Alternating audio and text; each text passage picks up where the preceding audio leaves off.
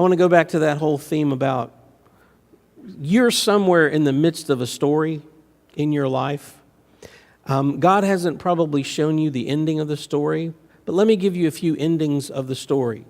There's the first story, Esther and Boaz. The end of this story is King David and the line of Christ.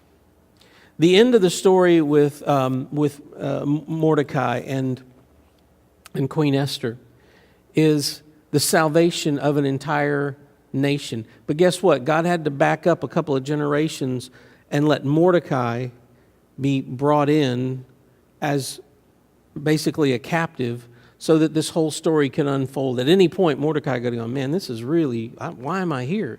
You're here because I'm going to use you to save my people. I think about the story of Joseph, and I just finished reading through the story of Joseph. It's funny, every day I'm reading a little bit in 4 different books.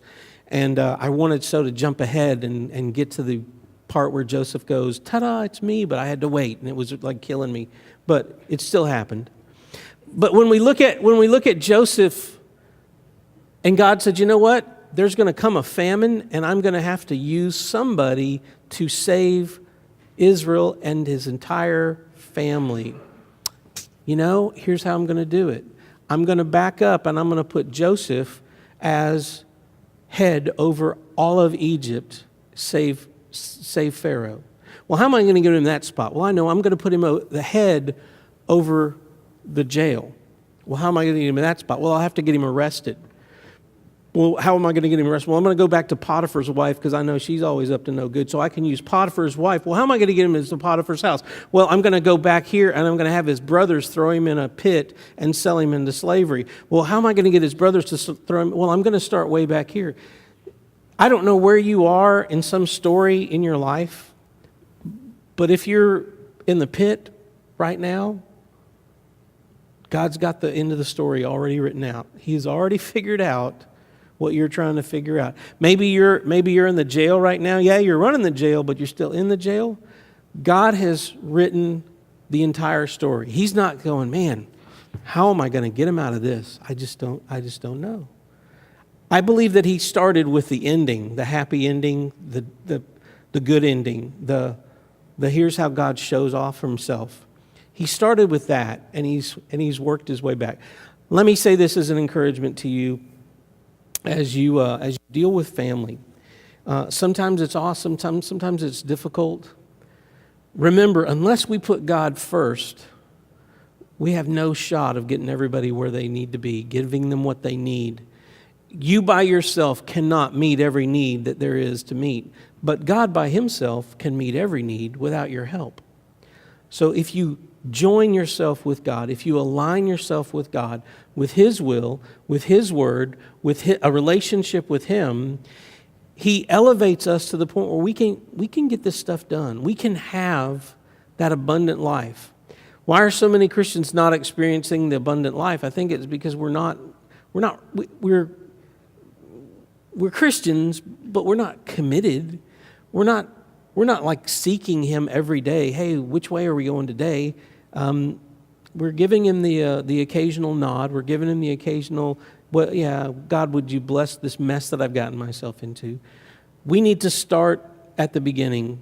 And the beginning of every strong relationship in our family, whether it's with our children, whether it's with our in-laws, whether it's with our distant family, whether it's with our spouses, whether it's with our parents, is a proper relationship that we have with God. Once we have that foundation, we can do everything. I was in the back of a truck one day, and I was unloading some stuff, and I think I had a saw in this hand and something else in this hand.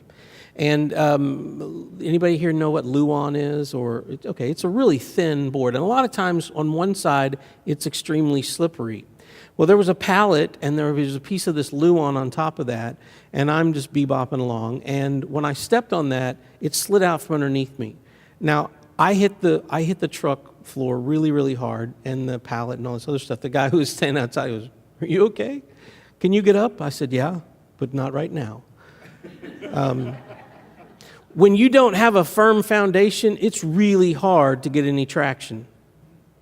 It's really, really hard to lift something heavy when what's underneath. We did a show one time in a feed barn or a cattle auction lot. It was awesome. And our stage was built out of bales of hay.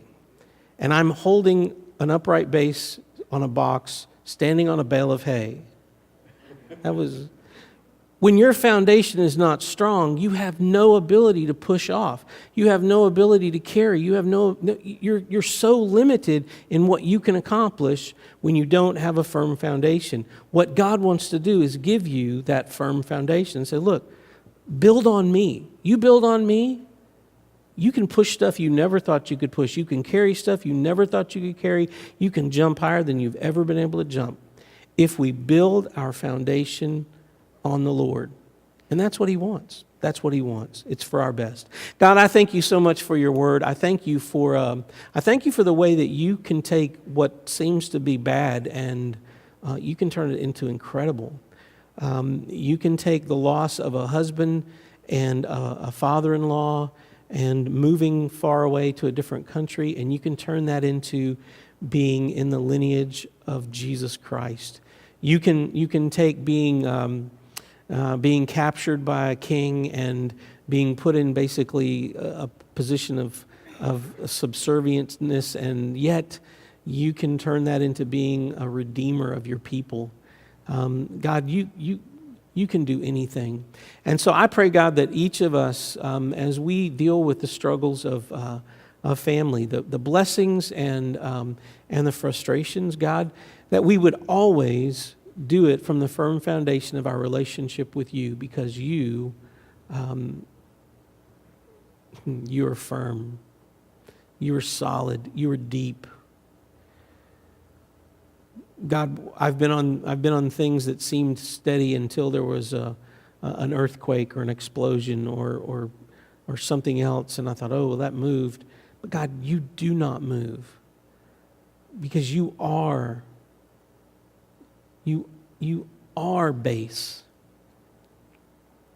You are solid.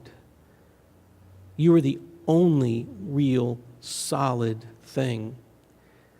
So help us this week, God, as we live, to live with the confidence that we stand and we have a sure foundation in our relationship with you through Jesus Christ.